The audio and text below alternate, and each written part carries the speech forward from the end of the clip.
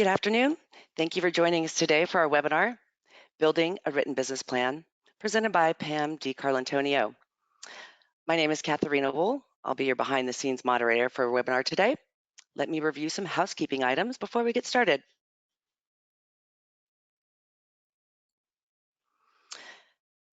You should be able to see the screen right now and hopefully hear my voice. As a reminder, all of your lines will be initially muted throughout this call. You have two options for joining our webinar today. If you're joining by computer, choose the mic and speakers option, or choose the telephone option and dial in using the information provided. Please remember to enter your audio PIN so we could recognize you if you need to send us questions, because we'd like this webinar to be interactive. So if you do have a question, please submit them to us in the control panel and we'll answer them online. Lastly, we expect this webinar to be approximately 40 minutes for some time with questions and answers. So without further ado, let me turn this over to my colleague, Pam, and we can get started. Thanks, Pam. Thank you so much, Kat, and welcome everyone. I'm a partner in the Chicago office of Major Lindsay in Africa, and I'm in our partner practice group. I'm originally from Maryland, but I've been in Chicago for over 30 years now, hard to believe. I earned my JD from the University of Illinois and then practiced commercial litigation for a while before joining Major Lindsay in Africa about 14 years ago. So really want to congratulate all of you for being here. Obviously, these are challenging times. I know we've all had days where we want to turn off the news and put our head under a rock and go to sleep and hope to wake up from the nightmare, but it really is so important to stay busy, to stay connected with each other, and most of all, to continue planting seeds until we start to come out of this crisis. I really do believe that in the long run, that will put us in a better position. Today, I will be sharing a lot of information that I think you'll find very valuable.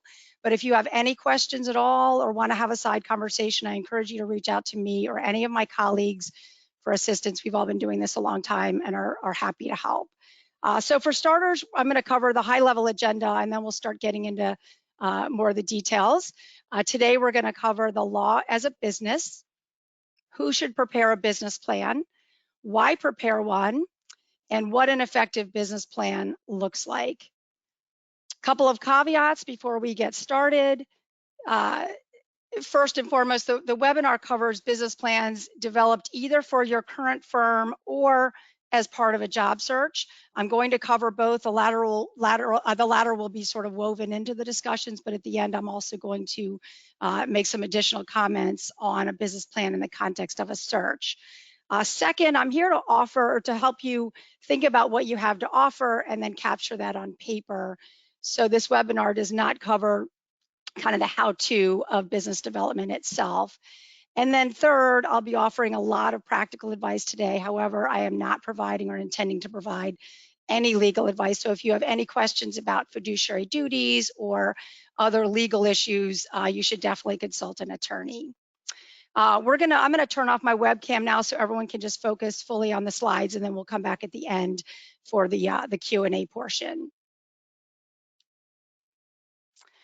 So let's talk a little bit about the law as a business and what we mean by that. In recent years, law firms have moved away from the traditional law firm business model, where it was more about developing high quality skills as an attorney, often for an institutional client base. But today, most major firms have shifted toward a business model that is much more entrepreneurial and focused on the bottom line. As a result, in addition to developing your legal skills, it's critical that you understand the law as a business and know how to engage in business development to help your firm, quote, grow the pie. So these days, both skills are needed. Service attorneys will always be needed, but they are also vulnerable in today's law firm climate, and they are definitely less marketable overall. Generally speaking, and I know this comes as no surprise to most of you, having a book of business really does give you a lot more security and autonomy. Women in particular should try to avoid what I call the service partner trap, where you get stuck supporting someone else's practice and have no control over your destiny. The same is true for women being, quote, rewarded with thankless roles that take valuable time away from your practice and your business development efforts. Obviously, being a team player, billing hours, and doing high quality work are all great and necessary, but be true to yourself as well. Many firms don't require their partners to prepare and maintain a written business plan, but we are seeing a trend in that direction, which I personally think is a good thing.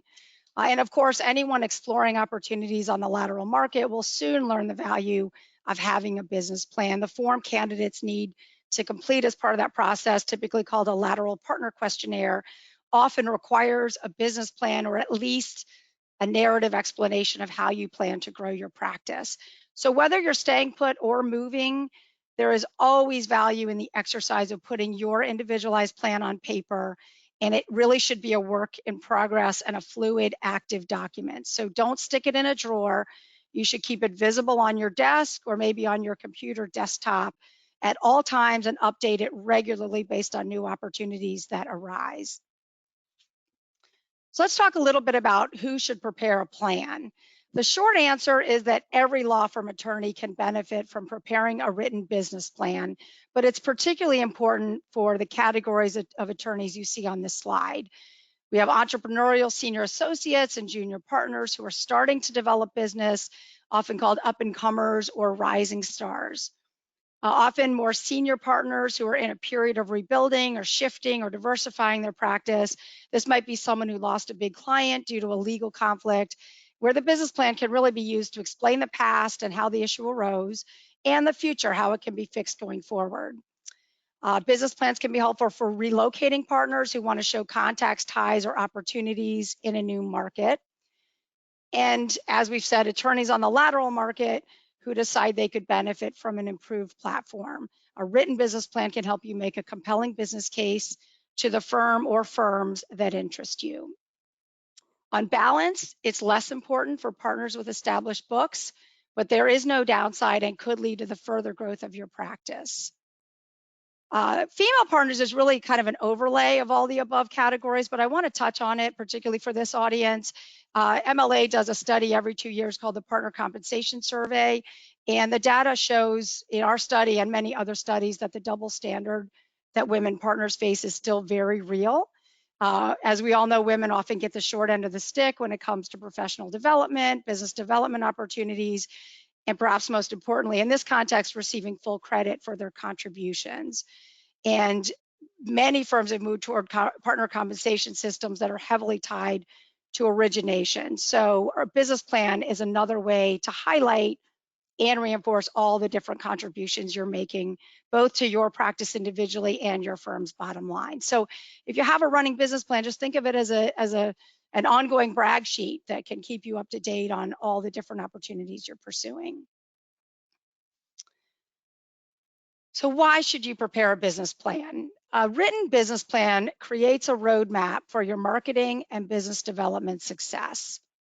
It also gives you a concrete plan to implement and helps you set both realistic and aspirational goals, as well as a timeline for achieving those goals. It's a great way to outline how you intend to generate business, not only by hustling for new clients and matters, but also through cross-selling. And keep in mind that cross-selling works in two directions. First, you could market yourself to, quote, internal clients, your colleagues, who could use your expertise on matters for their clients. And second, you can sell your firm's capabilities to your clients and grow the pie that way. And ideally, you're doing both. But even just the exercise of creating a business plan shows that you recognize that the law is a business and that you are always thinking about ways to form and nurture accretive relationships. This is very important for senior associates and young partners transitioning out of service partner mode, and it really can help you distinguish you from your peers who are also trying to prove themselves and stand out. If you're among those who are in search of a new law firm platform now or in the future, a business plan helps you make a compelling business case for why the firm you want should hire you. And it's not just helpful to land the job, it's useful throughout the entire recruiting process and beyond. It can help you prepare for interviews. It can provide an overall agenda and talking points during your actual interviews. And it also makes it easier for you to integrate into your new firm after you have joined. But again, once the business plan helps you land the job you want, don't set it aside. It should serve as an ongoing tool to help you stay focused. Perfect example, I got a call from a partner a few years ago. I hadn't placed her, But she called and said she had joined another firm about 2 years earlier and that the firm did not keep its promises about plugging her in and that sort of thing. But then when I asked her to send me her business plan that she had used to get the job, she admitted she hadn't even kept a copy and didn't even know where it was. So don't do that. You really should consider this a working document to kind of keep your career on track. I'm going to touch on the key components of a business plan at a high level at this point, but we're going to obviously dig in a bit deeper. Any effective business plan should have at least 2 key components, and many will have 3, depending on where your opportunities lie. So first, you should always provide an overview of your career path and your skills. Here you can highlight any unique skills you may have, special abilities and interests, along with a list of representative matters in your practice area or practice areas. You should also include an overview of your career showing how you gained these important skills. Second, you should identify all of your key relationships that could lead to future business. Here you can highlight present clients that can be maintained and expanded, past clients you lost for some reason but have an opportunity to revive, and potential clients and prospects who might be willing to give you business in the future. The third component, trends and market knowledge, does not apply to everyone, but it should not be overlooked. It can really bolster your business plan and set you apart from your peers. So what do I mean by trends and market knowledge? It could relate to any of the above. It could be a specific practice area where you anticipate a wave of new work, an industry vertical, a geographic region, an emerging market, really any trend you have observed that could create some low-hanging fruit for your practice. A perfect example is you see increasing consolidation in a specific industry or sector that could lead to new M&A work. So if you're an M&A attorney, good to highlight what you're observing in the market. But you'll also want to provide facts that show why you are uniquely positioned to capitalize on or exploit a particular trend.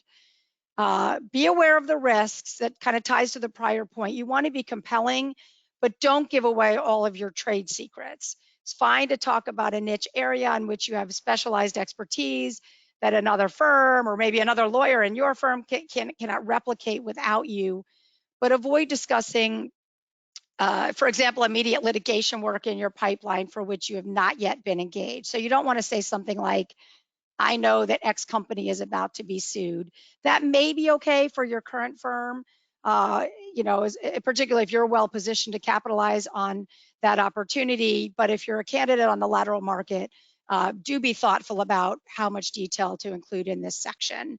A more recent and obvious example is COVID-19 and the CARES Act, which is creating significantly increased demand for attorneys in certain practice areas, which I'll expand on shortly.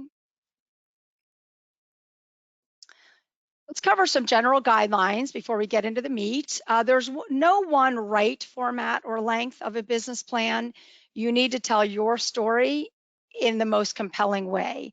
As for length, I've seen business plans 1 page long and I've seen business plans 20 pages long, and I would say neither is ideal. 5 to 7 pages is probably a good target, but exceptions abound and you don't have to, it's not a hard and fast rule. As long as the plan is well written, concise, and visually appealing, and includes enough information to make a compelling business case. It's also fine to be over-inclusive and then spend time or work with someone like me to revise and refine it. I often tell people, do your reflection, put a raw business plan together, and then you can always spend time fine-tuning it as you go. You'll want to prioritize your strengths and get to the best stuff quickly. The main focus should be on revenue-generating legal work. And this is really important. You'll want to spend time in advance reflecting on your relationships, experience, unique skills and expertise, representative matters, noteworthy accomplishments, as well as marketing activities that might bear fruit. If you do that legwork up front, you're going to end up with a much more compelling business plan. I'm going to take a break for water. Now, a business plan can be customized or general. Obviously, if you're doing one for your current firm, that's going to be very customized because you know the platform you have, you know areas that could be improved, that sort of thing. But if you're on the lateral market and considering different types of firms, I usually recommend preparing a general business plan or a template and then tailoring it to each firm or type of firm as appropriate. Don't bury the lead. A career overview is fine at the beginning, but be succinct and get to the good stuff quickly. A solid business plan should contain qualitative and quantitative components. This means you'll want to include a well-written narrative that ties together the financial information you're presenting, both historical and projected. You'll always want to be honest, factual, and realistic, but avoid disclaimers. And you'll also want to identify potential challenges and anticipate or overcome objections in a proactive, not reactive way. So a perfect example, if you've had low billable hours or too many prior moves, you can use your business plan to explain the circumstances and try to diffuse the issue. In terms of general structure, because there is no quote right format, I'm not providing templates as part of this webinar. If you need guidance on how to structure yours or you want to see some examples, either real world examples or templates, I'm happy to discuss with you separately. So do feel free to reach out. And we'll cover each of these in more detail, but this is a general overview of what a business plan should ideally contain. Business objective, background, a practice development plan, which is the main section, historical practice data, ideally 3 years, financial projections in years 1, 2, and 3 if possible, and then personal family, which I consider optional, and I'll touch on circumstances in which you might want to cover some, more personal information along these lines. So for the business objective, consider it a very brief overview or launching point for the rest of your business plan. Because some of you may have this in a small format, I'm going to read the example on the slide. For the past 15 years at X firm, I have represented a wide range of clients in commercial, class action, and False Claims Act litigation, as well as white-collar criminal defense matters. But my current firm has responded to recent changes in the market for legal services by narrowing the types of clients and matters that the firm is willing and able to handle. I believe those changes have created opportunities for me to build on the experience and relationships I've developed over the last 15 years at X firm to grow my practice at a smaller firm with a lower rate structure. So it's really kind of an elevator pitch. The gist is to briefly explain why you're able to develop and grow a particular practice representing clients in one or more specific practice areas. The background starts to move into more specific information, and this is intended to be a roadmap and can provide high-level context for the rest of your business plan. It can include the following: education and employment history, and I would definitely include it, but I consider it optional in terms of its placement in this section. I often recommend that this be moved to the end unless it's particularly impressive. So if you went to a top school or you're coming from a top firm and it's more of an attention grabber, I think it's fine to include it early. You'll also want to include a brief snapshot of your career to this point and your current position. And here you can also give a high-level overview of your experience and skills, the markets you serve, your client base, and the types of services you provide. And then you'll also want to briefly discuss what is lacking in your current platform and what you need to maximize opportunities. In the background section, you'll want to do this at a high level because you'll be going deeper into these issues later in the business plan. And again, this third section really applies whether you're staying or leaving, because even if you're doing a plan for your current firm, it's helpful to kind of identify areas where the platform could be improved to be more aligned with your practice and your business development opportunities.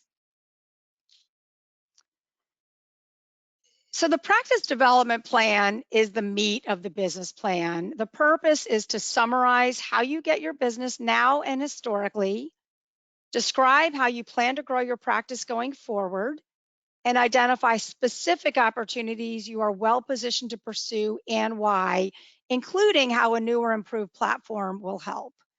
In short, you want to identify all of your clients and business development prospects or targets and explain why you are confident you will get business from them. So who should you identify? Typically, it's good to start with your existing clients. It could be ongoing work, future work in the pipeline, expanding the relationship into other areas, that sort of thing. You also want to think about past clients you have lost or maybe who have gone dormant that you can revive if you've kept up with them and you see an opportunity either at your current firm or a new firm, absolutely don't ignore those opportunities. And then, of course, you'll want to touch on new clients, targets, and future prospects. Any referral sources, you may have a line, just a group of referrals that sources who send you and think of you when they've got matters that they can't handle due to a conflict or rates or some other reason. So you'll want to include those. And then other business, professional, and social contacts in your network. This is kind of a catch-all, but do not overlook it. I actually represented someone years ago who his kids were at the British school, and he said, a lot of other kids, their parents were in high level executive roles and GC roles at global companies, and it was just a feeding ground for his business development efforts. So don't overlook those sorts of opportunities.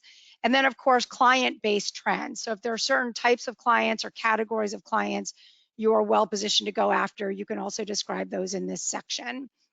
An example might be representing community banks in a bank M&A practice. So if they're client-based trends, definitely touch on those as well. So how much detail to include? It's best to describe the nature and depth of every key relationship in qualitative and, if possible, quantitative terms. It's way more compelling if you can identify your contacts by name, starting with the name of the company or organization, if possible, followed by your individual contact by name and title, along with facts to support your belief that the relationship will become accretive. Helpful facts might include any of the following: information about legal services needed by your clients or prospects now or in the future, their annual legal spend if you know it. Maybe you're the go-to lawyer for that client and you quote, get the call when they need help. And then representations that they would like to send you more business. Often this is couched as, if your firm had X or if you were in a platform with X, I could send you more work. Again, though, always be aware of fiduciary duties and consult an attorney if necessary, particularly on that last point. You'll also want to note any chicken and egg issues. So you may have a huge potential opportunity that you can't pursue until you have the right platform or support or resources in place. But once you have what you need, your practice or the work you're doing for a particular client could explode. So if X, then Y kind of scenarios are absolutely appropriate in your business plan because they could be a game changer. So be sure to identify chicken and egg issues if there are any that apply to you.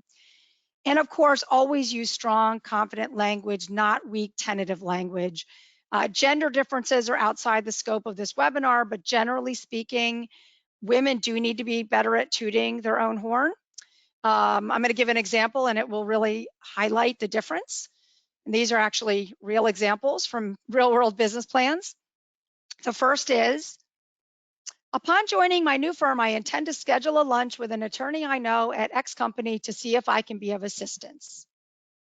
Now compare that with, I am confident X client will send me commercial litigation business because the GC told me I will be getting her next case.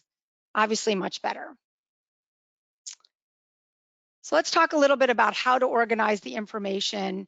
ABC list is a bit of a misnomer because by this I don't mean alphabetizing your list of contacts. I really mean prioritizing them into categories. So the A list would be the most fruitful, the low-hanging fruit, kind of the near-term work in your pipeline, that sort of thing. B would be the slow and steady relationships or work, kind of the stuff you can always count on.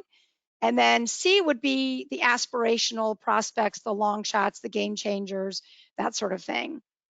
Avoid what I call the one-hit wonder and 100 buckets problems. The one-hit wonder speaks for itself. That's where a partner has one client alone. It could be one huge client, which is great.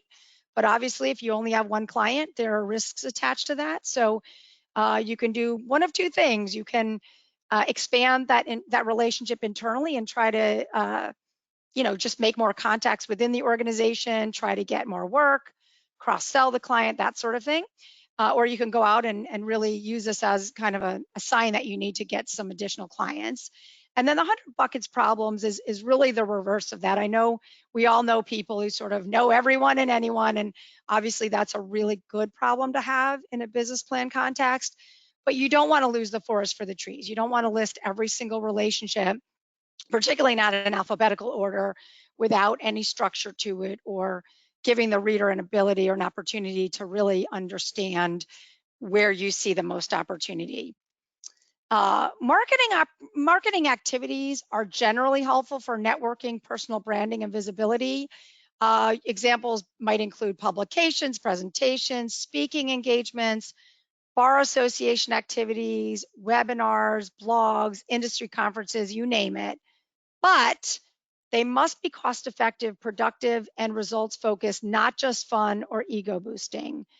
And they must connect the dots between the activity and potential or actual quantifiable business. And if you have examples of past success, maybe you spoke at a conference and got 3 new clients out of it, really important to note that in your business plan. So whether you're staying in your current firm or trying to move, throughout this section, your narrative should tie it all together and describe why you will succeed in building your practice, particularly once any platform deficiencies are overcome or improved. I think this is a good place to discuss COVID-19 and the impact it's having on certain practices. As we've all seen, every major law firm has formed a COVID-19 task force, response team. You know, they're called different things, but basically firms are harnessing information and resources to help clients through this difficult time. And certain practice areas are in particularly high demand. This list on the slide is not exhaustive, but some examples include healthcare and life sciences, pharma, that sort of thing, labor and employment, commercial and insurance coverage litigation, bankruptcy and restructuring, data privacy and security, and white collar investigations and compliance. So if you're in a practice area that is seeing increased opportunities arising from this crisis, work those into your business plan and be specific as to how you can bring value so that you stand out and you don't kind of get lost in all the noise. Now, if you have access to historical practice data, it can be really helpful in your business plan, ideally 3 years if available. Gathering this information can be helpful for 3 primary reasons. One, it can give you a snapshot or baseline of where you are now. It can demonstrate that you are on the right trajectory, and it can highlight through the numbers areas that can be improved. Historical data includes hours, and I would definitely separate your billable hours from your non-billable. So if you're doing a lot of client development, marketing, administrative pro bono, recruiting, all that good citizenship stuff, definitely separate them out so that your billable hours are separate. Your hourly billing rate, and here you can also discuss alternative fee arrangements or AFAs if you use them. Originated collections, different firms use different terminologies. This is my preferred. It usually means the revenue that falls in your column. But as we've all seen, that often differs from reality. I often see attorneys who are generating work but not getting credit in their column because of their current firm system or some other reason. And some of those clients may even be portable. So a business plan is a good place to offer facts explaining why, even if something doesn't fall in your column.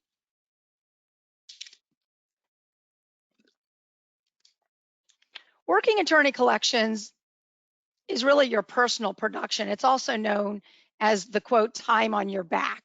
This number is usually your billable hours times your effective billing rate, which is actually collected. And keep in mind that originated collections and working attorney collections often overlap, and in fact, they should overlap. So think of them as 2 overlapping circles. If you have total overlap in those numbers, you are likely a silo where you're generating your own work, doing it, but you're really not collaborating with other attorneys in any meaningful way. On the flip side, if you have no overlap, it can make you vulnerable, honestly. It means that you're relying on others to do the work you're generating, but it also means you're relying on others to give you work so that you can personally stay busy. So this scenario, for obvious reasons, is not ideal. You really want to have sort of a, not total overlap, just a healthy amount of overlap between those two numbers. And the realization is a percentage that includes how much of the work performed and billed is actually collected. It often goes to sort of your profitability. And then this catch-all category, other contributions, if you're doing other things that help grow the pie, but they don't fit neatly into one of the other categories, this might mean participating in important pitches that end up bringing in a lot of work and revenue. You can also add those in this section.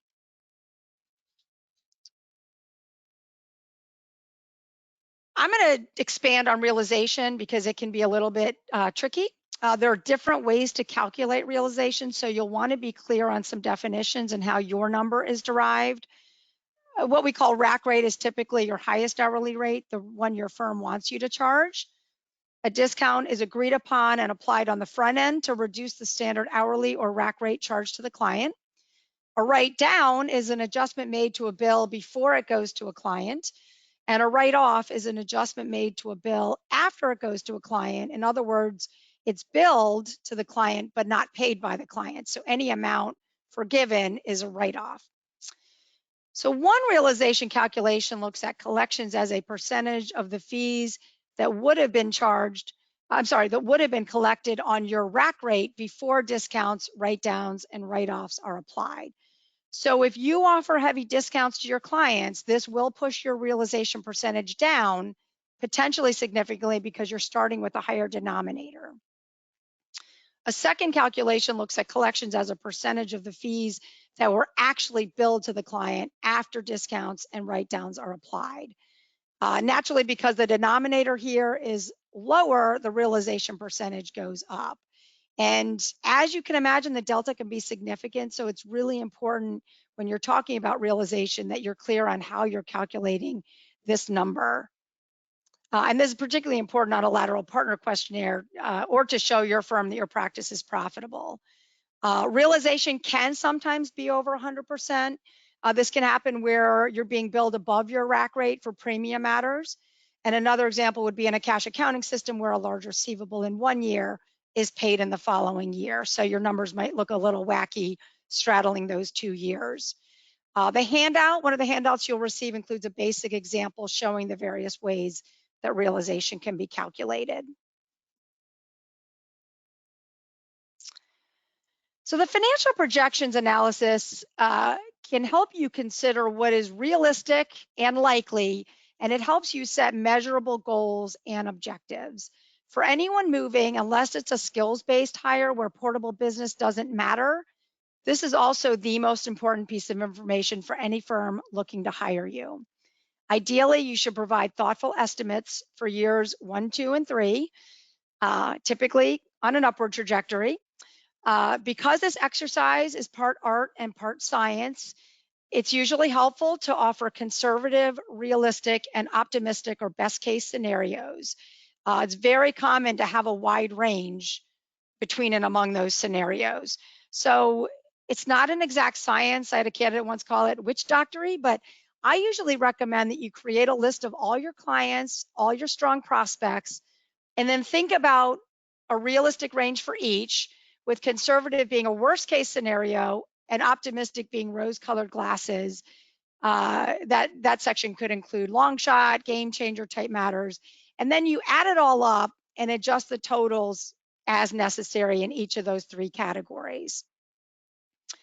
If your client base is not very diversified, as in the one-hit wonder issue, just the exercise of preparing a business plan may motivate you to branch out and pursue additional avenues for new business. And this is likely where you're going to see it.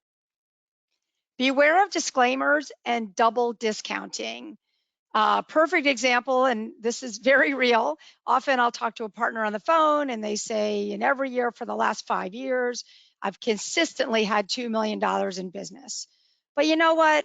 I want to be conservative. Let's tell firms I have $1 million. And then they go on the interview and they tell the firm they have 500 and suddenly the firm thinks they have 250,000. This is very real. Firms will sometimes discount what they think you're bringing to the table. So the best scenario is to just offer facts and let them draw their own conclusions. It's okay to want to underpromise and overdeliver. Just don't shoot your yourself in the foot in the process. In your business plan, note contingencies that could move the needle in a meaningful way, even if it's a long shot. You can always drop a footnote or a qualifier explaining if necessary, but you don't want to overlook those opportunities because they can really make a huge difference in how your practice evolves. And your financial projections are fluid and should be reevaluated regularly over time in both directions. If something dropped off, take it off. But if things are growing and you're seeing some success, absolutely update that as well. Doing this will keep you focused and it will also keep you bullish. So the personal or family section, I really do consider optional. If you do decide to include it, it's generally best to put it at the end. Relevant information could include family or personal ties to a geographic area, maybe family-based clients are part of your practice, affinity groups that serve as a productive avenue for business development. A perfect example, years ago, I represented someone who had a kind of a passion and a side, passion driving a race car. And apparently there's a whole community of folks who are in very, very key decision-making roles at companies who kind of share that passion. And that served as a fruitful avenue, not an obvious one, but obviously that might be a place where you could weave that in.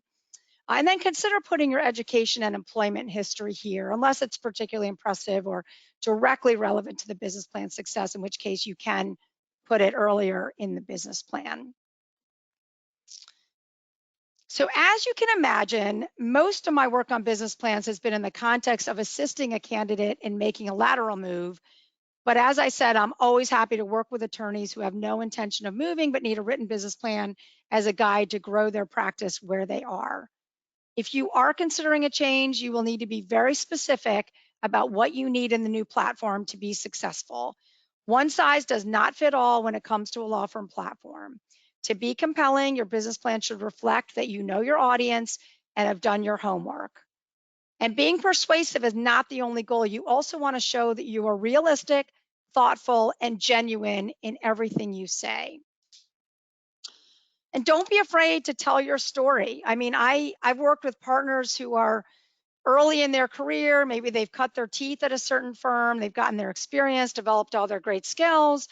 But then as their practice and relationships evolve over time, they come to realize that their current firm is not conducive to building or growing their practice and therefore not the right fit long term. It's nothing against the firm. It's just over time there kind of becomes a misalignment there.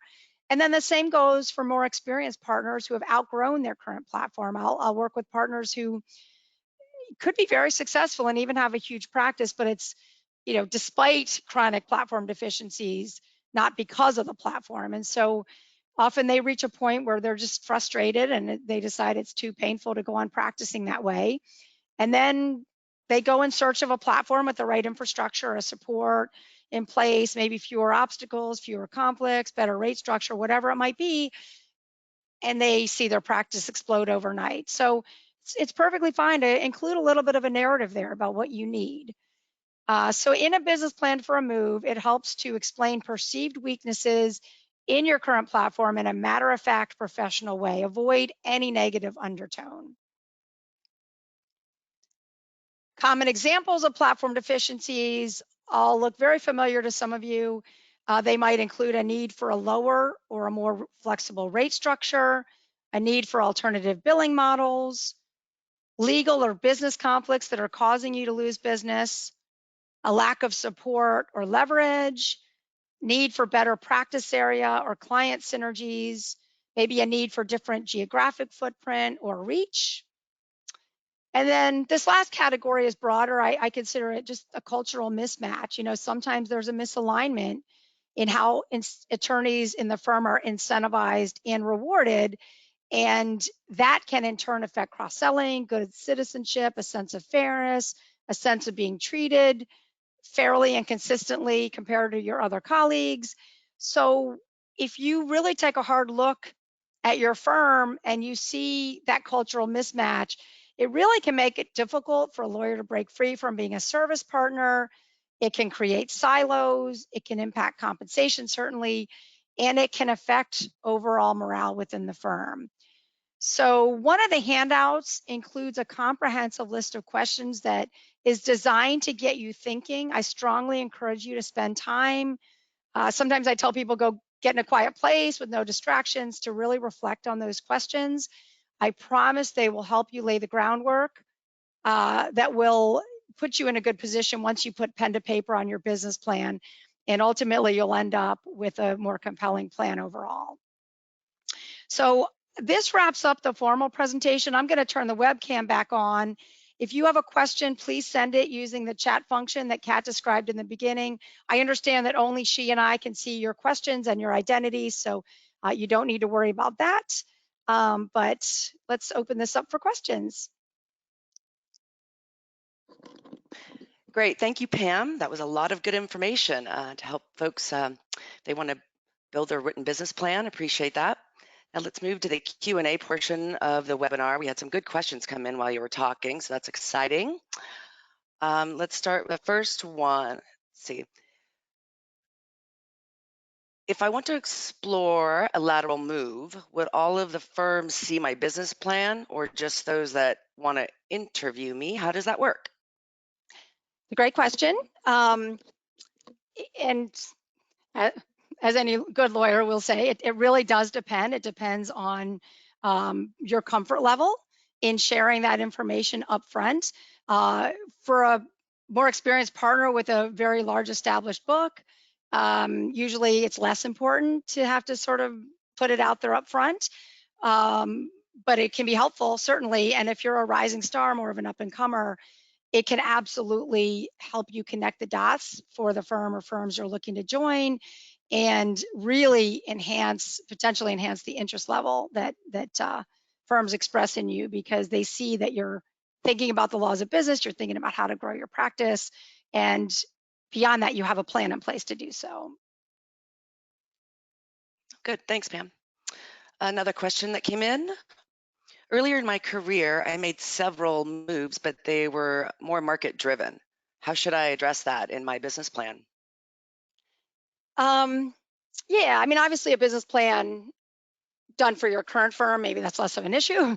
But if you're looking to make a move, you don't want that to be the elephant in the room either. The perception of job jumping, even if there are good reasons for every move, can be a very real issue for firms. It can even be fatal if it's not addressed in the right way or at the right time. So exceptions abound, but I usually recommend getting in front of it and taking it, trying to diffuse it up front. So the best way to do that is to, really reflect on how you want to present the information, lay out your career, maybe the reasons behind each move in a matter of fact, non-defensive way, and then, draft it, but then refine it and fine tune it. You really want to make sure that it comes across as, honest, genuine, and most importantly, that it makes sense to the reader. You don't want someone later going, well, I read all that, but I really don't understand why this candidate moved from firm X to firm Y. And so you really want to make sure that you are thoughtful and as best you can get in front of it and try to remove that as a potential obstacle. Great, thank you. Another question, Pam. Oh, there's so many. Let's see, this is a good one. Are there any risks in telling my firm where they are falling short? And what if they can't fix the issues, especially now that there is such an issue reducing expensive, I'm sure because of COVID. So I don't see any huge downside. I mean, obviously, any lawyer would know her firm and her colleagues best. So I think as long as you lay out the information in a constructive, productive way that is really designed to just tell them what you need, honestly, I think that they'll appreciate that. They'll see that you're thinking about your practice and how to grow it. They'll see that you have a plan, and they might appreciate the opportunity to kind of remedy some of the issues. The only caveat to that is you might have to really take a hard look about whether the issue is fixable. Sometimes it's very easy to fix, but sometimes it's not. Say say you're a partner and you don't do patent prosecution, but you've got a client who wants to give your work a bunch of patent prosecution work, maybe a huge volume of work. And because of rates or other reasons, your firm has already decided they don't want to invest in a practice like that. So you kind of already know the answer. So that may be an area where you either soft pedal it or you decide how important that potential client is and maybe consider finding a firm that has that capability. So if you, the other would be like if there's a misalignment and you don't feel like you're paid fairly, sometimes firms, it's just not an easy issue to fix. So it could be practice related, but you really have to think long and hard about what's fixable and what isn't, and that may inform how you kind of lay out the information in your business plan. Oh, good. Thanks. That was good. All right. Let's see. One question. Another coronavirus question. There seems to be a corona overload lately, with every firm claiming to be an expert. Any thoughts on how attorney whose practice is in higher demand and can set herself apart from everyone else during this crisis? Yeah, no, it's a great question because if your inbox is like mine, I'm just getting bombarded, which is great. I mean, it's great to stay up on things, but there is kind of an overload right now. I think the best answer really is just to be as specific as possible about what value you individually can bring to the table. Um, I suspect we're going to see, in addition to all the general practice areas that are seeing higher demand, with the CARES Act and all that, I think we're going to see a crop up of a whole bunch of cottage industries relating to COVID-19 and the CARES Act. And if you're able to carve out a specific niche for yourself, I think, the more specific and detailed you can be on that, the better. Um, and, it'll be one nice way to kind of cut through the noise. And I don't mean that disrespectfully, but really you do want to find a way to set yourself apart and show clients that you can bring real value. Yeah, that was good. Thanks. All right, one more question. How should I address billable hours drop as a result of maternity leave? This is another one that it kind of ties into the prior move thing. First and foremost, congratulations on the baby. But that's nothing that any woman should apologize for, or man for that matter, who may take paternity leave. I mean, it's very real. Firms have become a lot more understanding about these things, and hopefully things will continue to move in a positive direction on that front. So I think fronting it and being honest is the best way to handle it. What you don't want and what you never want, particularly if you're doing a business plan in the context of a move, is to have the person on the other side jump to a whole bunch of conclusions that may be wrong. And so if you just put your hours but you don't explain it, that may be one of those scenarios. So I would say just explain it in narrative form and note, particularly if it's true that that year was an anomaly, and that in most years you're billing X or something along those lines. Billable hours are important. Firms don't want just rainmakers anymore. They really do want attorneys who are also being personally productive. So, and that's something we see a lot. So if the person who raised that question wants to have a conversation offline, I'm happy to give you my honest input and help you kind of fine tune the language. Great. Thanks, Pam. That was good stuff. So the time we have today, and if you sent questions in and we didn't get to you, Pam can respond to you privately with an email response. Remember also to download the handouts we attached to this webinar. Please feel free to contact Pam if you have questions or would like more information on building a written business plan. And thank you to all who joined us today for this webinar, Building a Written Business Plan. Please join us for our next webinar in this series of Advancing the Careers of Female Law Firm Partners. The next webinar is titled The Art of Distance Self-Promotion, Internal and External Marketing in 2020. So lots of good stuff from Carol Morgenstern, our Managing Director with MLA in San Francisco. That webinar will be on Wednesday, June 10th at 12 p.m. Pacific Time. If you'd like more information for that webinar, shoot me a note in the question panel, and I can send you an invite to register. Again, thank you for joining us today. Appreciate your time. Have a great day. Be safe, be well. Thanks, everyone.